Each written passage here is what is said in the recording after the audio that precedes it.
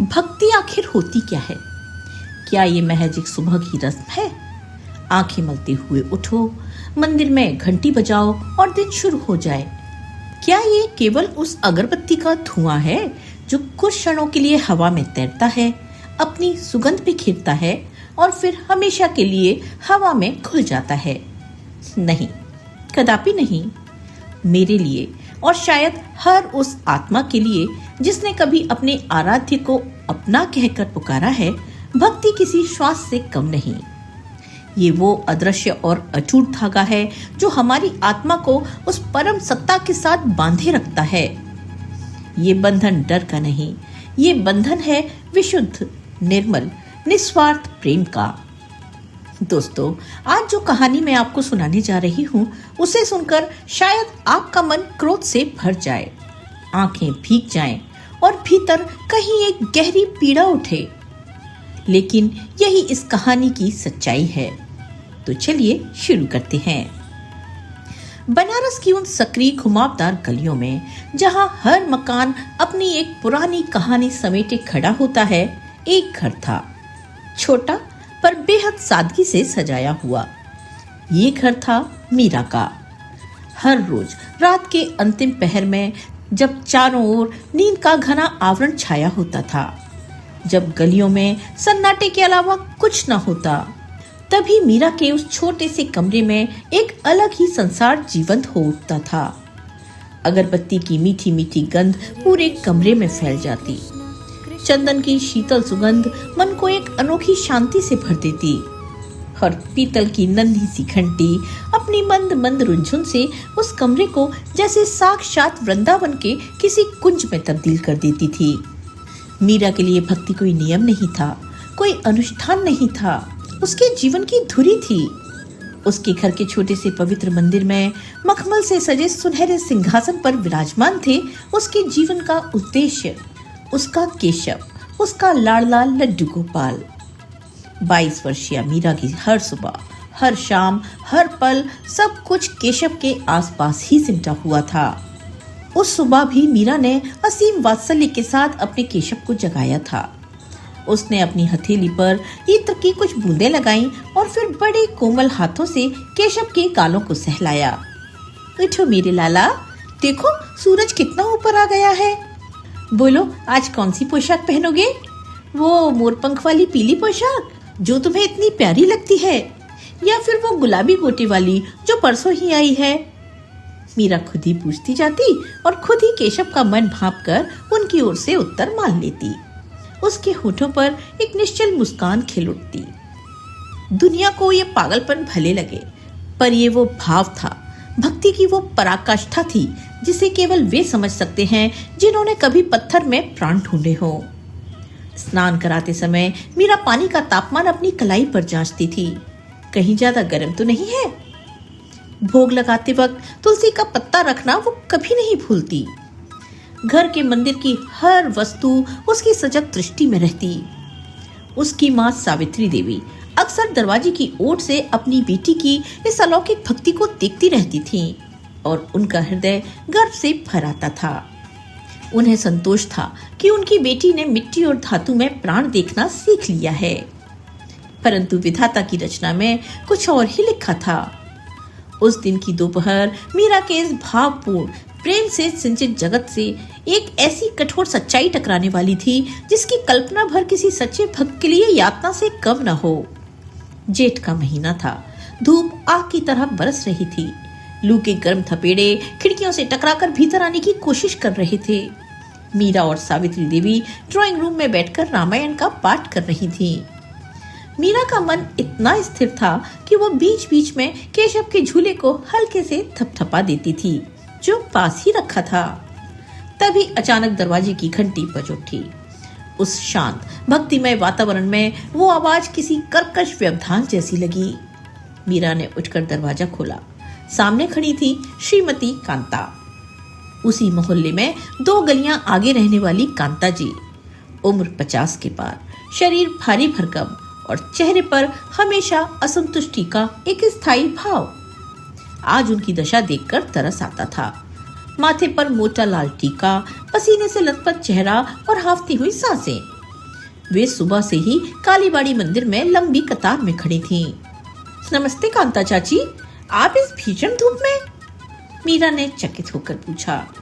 बाद में करना नमस्ते, पहले पानी पिलाओ मुझे, बस जान ही निकल गई आज। कांता ने बिना कोई औपचारिकता के जूते उतारे और अंदर आकर सीधे सोफे पर पसर गईं। सावित्री जी ने रामायण बंद की और शिष्टाचारवश उनका हाल पूछने लगी। मीरा तेज कदमों से रसोई में गई और ठंडा पानी वगोड़ ले आई। कांता जी ने लगभग आधा लोटा पानी एक सांस में गटक लिया, फिर साड़ी के पल्लू को पंखे की तरह हिलाते हुए बोली, उफ, इस धर्म कर्म का भी कोई अंत नहीं। भोर के 4 बजे से उस लाइन में लगी थी। निर्जला व्रत है, ऊपर से मन्नत मानी थी कि मेरे बेटे का प्रमोशन हो जाए तो काली माँ को चुनरी चढ़ाऊंगी। पैर इतने सूज गए कि पूछो मत। मीरा के मन में एक हल्की सी कसक उठी। कैसी विडंबना है ये। मन्नत अपनी है, स्वार्थ अपना है, और शिकायत ये है कि धर्म जान ले लेता है। तभी कांता जी की नजर पास रखे केशव के झूले पर जा टिकी। आज मीरा ने केशव को मोतियों की माला और नई पगड़ी से सजाया था। सामने चांदी की नन्ही कटोरी में ताजा माखन रखा था और पास में छोटे छोटे खिलौने बिखरे थे।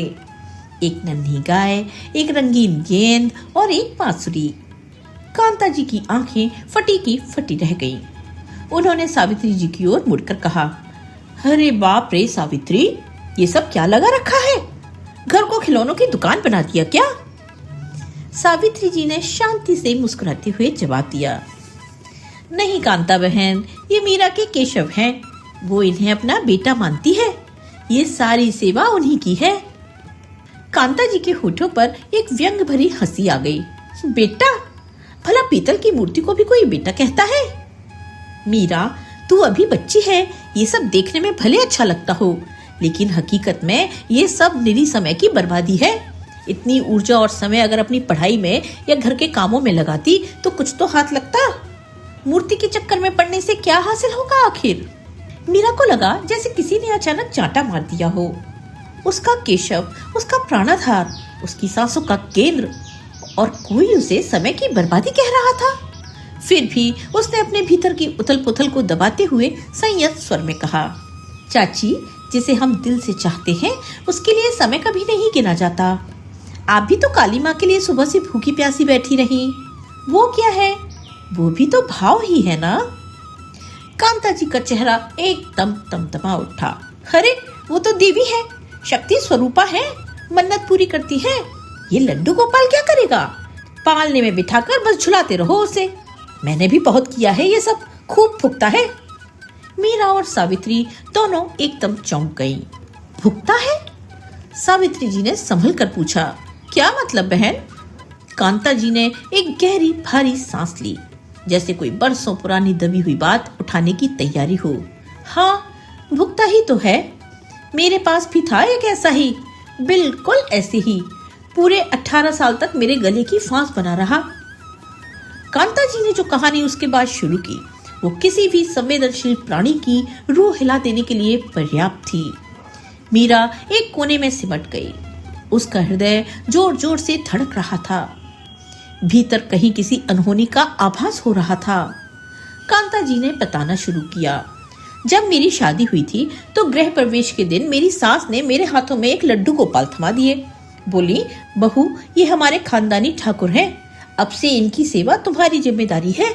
मैं नई नई आई थी घर में, मुंह खोलने की हिम्मत नहीं थी। ले लिया उस आफत को। आफत? ये एक शब्द सुनते ही मीरा की आत्मा जैसे कांप गई।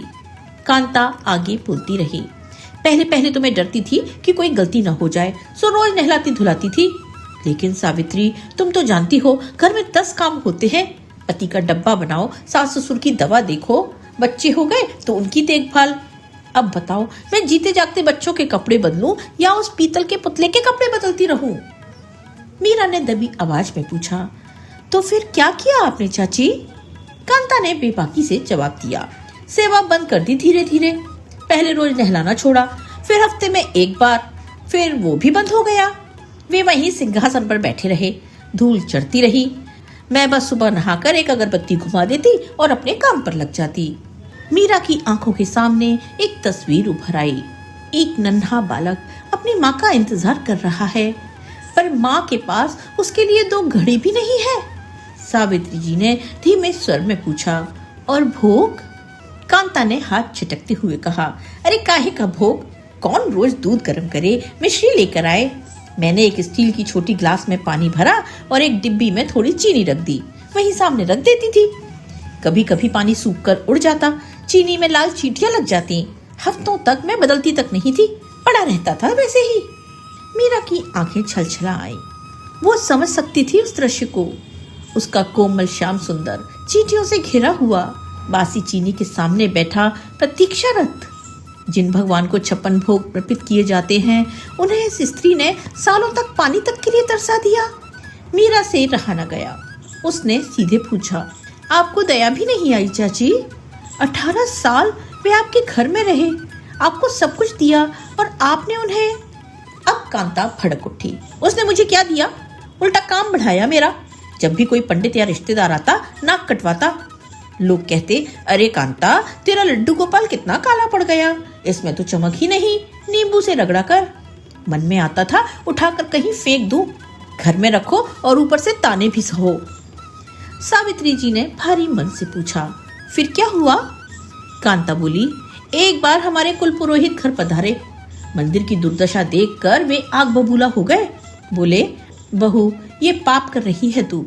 भगवान को इस दशा में रखना, उन्हें भूखा रखना, ये नरक का द्वार खोलना है। अगर सेवा नहीं कर सकती तो किसी योग्य हाथ को सौंप दे या विसर्जित कर दे। उनकी बात मेरे मन में बैठ गई और मुझे लगा कि यही मूर्ति मेरे घर के कलह की जड़ है। मीरा ने उम्मीद की एक किरण पकड़ते हुए पूछा, तो आपने उन्हें किसी भक्त को दे दिया?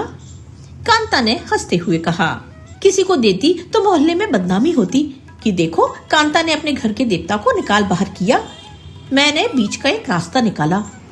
उनकी आवाज एक पल को और धीमी हो गई, जैसे कोई बड़ी चतुराई की बात साझा कर रही हूँ।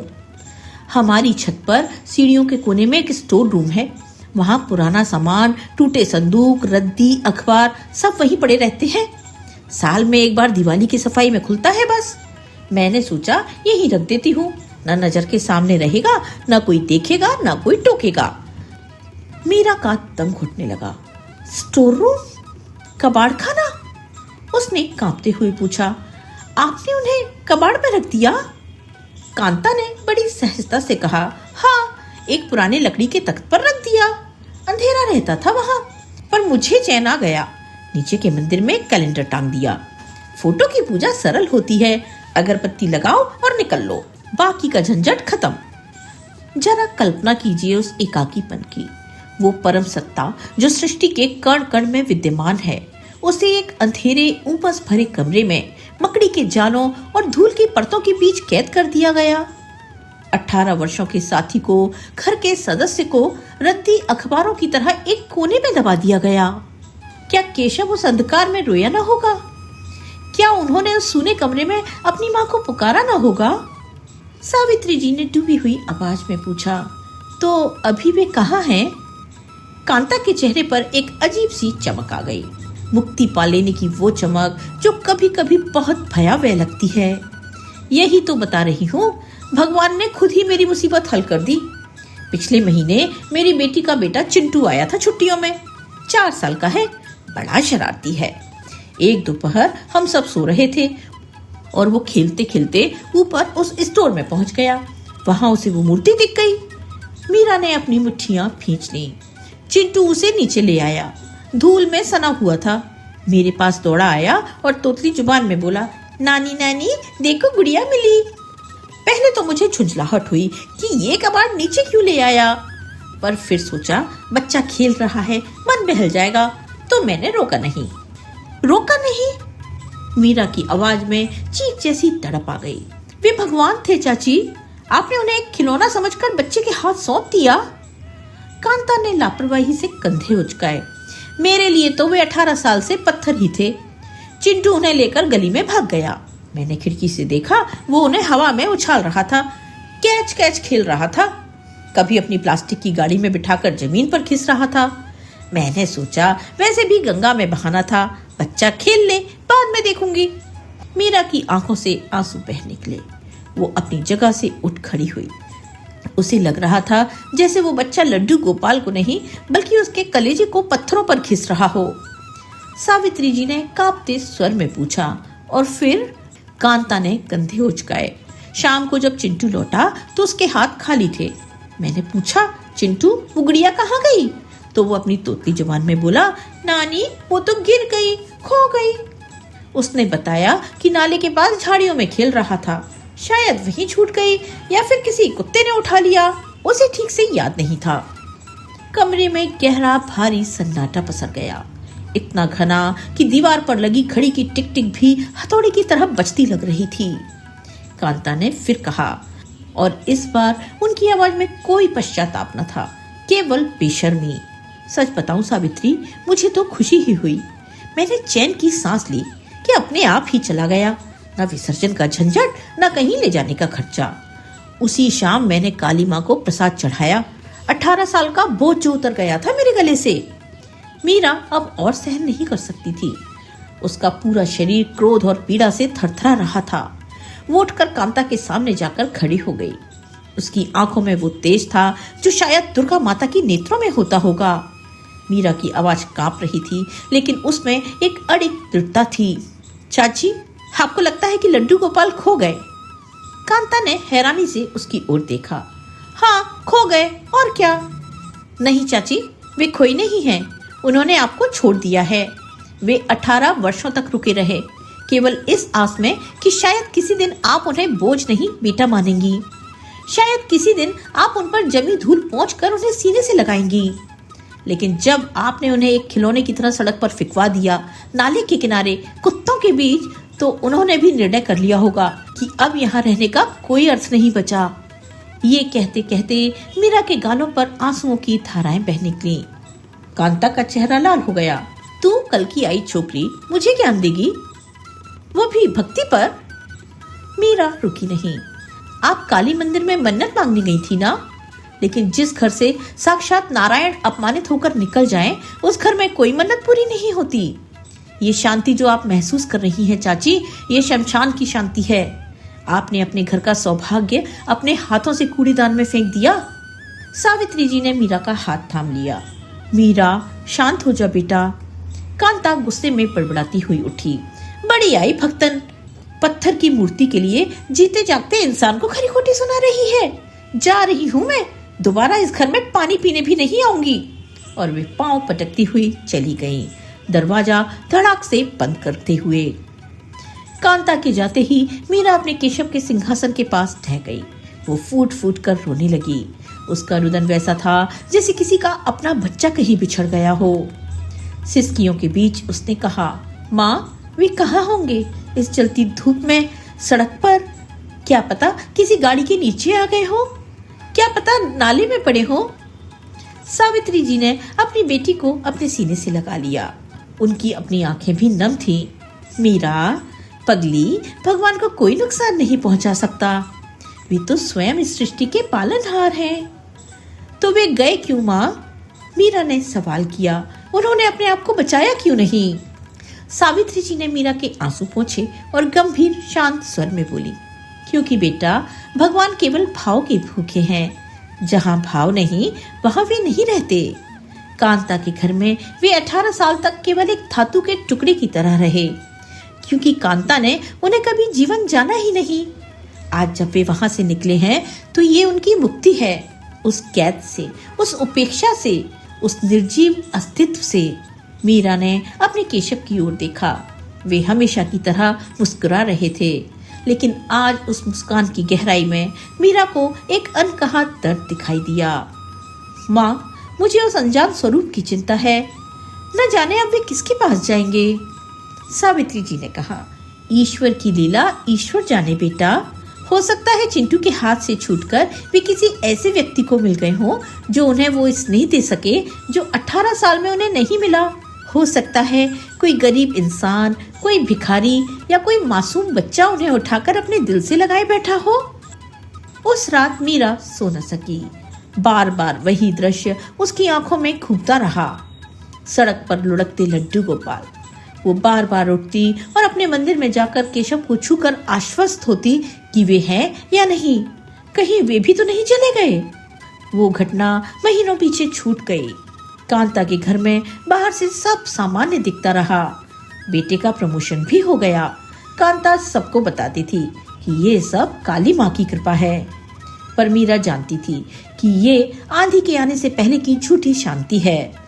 जिस घर में गोविंद का अपमान होता है वहां लक्ष्मी और सुख की जड़ें टिक नहीं पाती। थोड़े समय बाद खबर आई कि कांता के घर में कलह रहने लगा है। बेटा बहू अलग हो गए हैं, बीमारी ने डेरा डाल लिया है। लोग कहते थे कि समय का फेर है, पर मीरा जानती थी कि ये उस वीरान पड़े सिंहासन की पीड़ा का प्रतिफल है।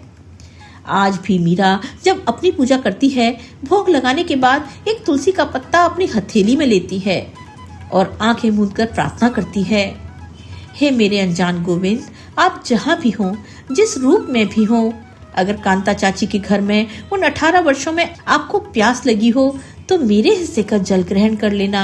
अगर वहाँ ठंड लगी हो तो मेरे भाव की ऊष्मा महसूस कर लेना। और अगर आप अभी भी किसी सड़क या नाले के पास पड़े हो तो किसी सच्चे भक्त को मिल जाना। बस खोना मत, क्योंकि भगवान कभी खोते नहीं हैं। दोस्तों, ये कहानी हमें एक अनमोल सत्य सिखाती है।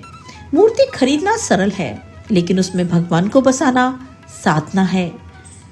अगर आपके घर में लड्डू गोपाल विराजमान हैं, तो एक बार उनकी आंखों में झांकिए। कहीं वे भी तो उन 18 वर्षों के एकाकी वनवास को नहीं जी रहे। कहीं वे भी तो महज एक शोभा की वस्तु बनकर नहीं रह गए। क्योंकि याद रखिएगा, जिस दिन उनका धैर्य टूटता है, वे कोई शोर नहीं करते, कोई आहट नहीं देते, वे बस खो जाते हैं और पीछे रह जाता है एक सूना वीरान सिंहासन और एक ऐसा पछतावा जो जीवन भर भीतर दहकता रहता है। दोस्तों, आशा है ये कहानी आपके मन को छू गई होगी। आपको आज की कहानी कैसी लगी, लाइक और कमेंट करके जरूर बताएं।